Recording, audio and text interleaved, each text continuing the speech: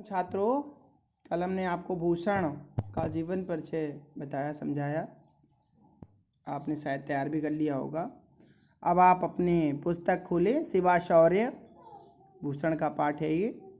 यहाँ शिवाजी की वीरता का अतिशयोक्तिपूर्ण भूषण के द्वारा वर्णन किया गया है। ध्यान दें।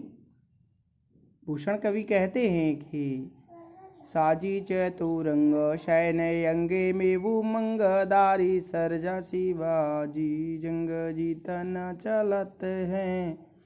आभूषण बनत नाद विहद नगारन के नदी नद मद गए बरन के रलत है। ध्यान दें। ऐल फैल कैल बैल खलक में गैल गैल गजन की ठैल पैल शैल उशलत है। तारा सो तारानी दूरी दारा में लगत जिमी थारा पर पारा पारावार यो हलत है। ध्यान दी क्या कहती कि साजी चतुरंग शयन अंग में उमंग धारी सरजा शिवाजी जंग चीतन चलत है।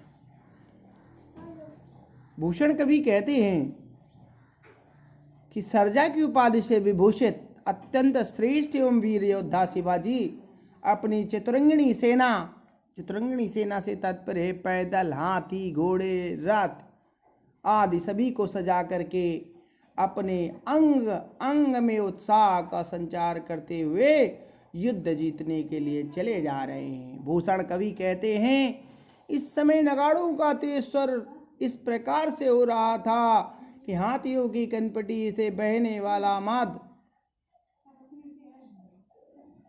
से तात्पर्य है हाथी जिस समय उन्मत्त होकर चलता है तो उसके कान से एक द्रव स्रावित होने लगता है जिसे मद कहते हैं। तो वो मद नदी नालों की तरह बह रहा था, अर्थात शिवाजी की सेना में मदमत्त हाथियों की बहुत बड़ी संख्या थी और युद्ध के लिए उत्तेजित होने के कारण हाथियों की कनपटी से अत्यधिक मद गिर रहा था जो नदी नालों की तरह बह करके आगे जा रहा था। शिवाजी की विशाल सेना के चारों ओर फैल जाने के कारण संसार में एक साथ खलबली सी मच गई थी।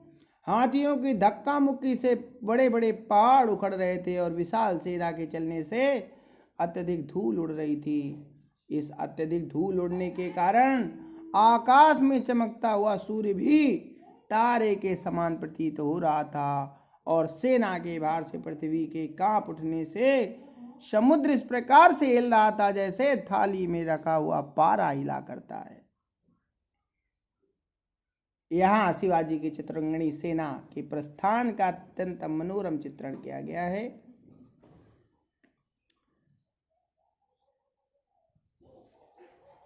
भाषा साहित्यिक भाषा है, साहित्यिक ब्रज भाषा, शैली मुक्तक, अलंकार, अनुप्रास, अतिशयोक्त, उपमा, उत्प्रेक्षा आदि, वीररस, ओजगुण और छंद का नाम है मनहरण कवित्व।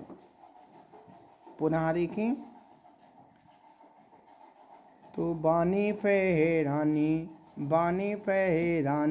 गहरानी घंटा गजन के नाही ठहरानी रावरानी देश देश के नग बहरानी ग्राम नगर पराने सुनी बाजत निशानी शिवराज जू नरेश की हाथी ने के औदावों के शाने कुंभ कुंजर के भवन को बजाने अली छूटे लटे केश की दल के दरारन ते कमाटे करारे फूटे के राके से पात बिहारानी फन शेष की। ध्यान दें।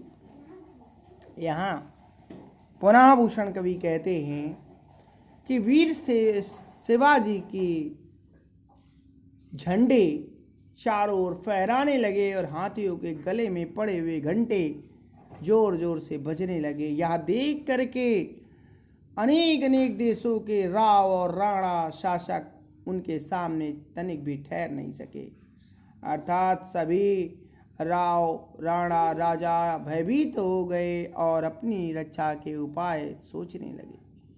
शिवाजी की सेना के प्रस्थान के भय से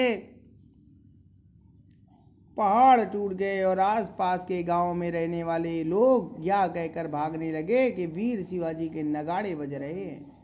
कहने का तात्पर्य यह है कि शिवाजी नगाड़ों की ध्वनि सुनकर ही लोग अपनी रक्षा के लिए इधर उधर भागने लगे। हाथियों की तीव्र गति का वर्णन करते हुए कवि भूषण लिखते हैं कि हाथियों की तेज चाल से उनके हौदे ढीले पड़ गए। हाथियों की कनपटी से बहने वाला मद जिसके ऊपर अनेकों अनेक भौरे मंडरा रहे थे, वे उनकी तेज चाल के कारण वहां से भागकर अपने अपने घर अर्थात वन प्रदेश को जाने लगे। उस समय उड़ते हुए भौरे ऐसे लग रहे थे मानो लटों के खुल जाने पर केस इधर उधर लहरा रहे हों।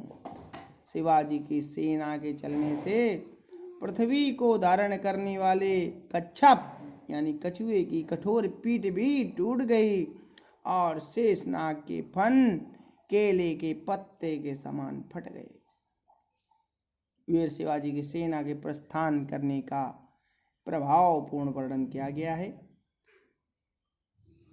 ऐसा कहा जाता है कि धरती कछुए की पीठ और शेषनाग के फनों पर टिकी हुई है। जिस समय शिवाजी की विशाल सेना चल रही थी, उसकी धमक पृथ्वी को धारण करने वाले कछुए की पीठ और शेषनाग के फन को फाड़ देती है।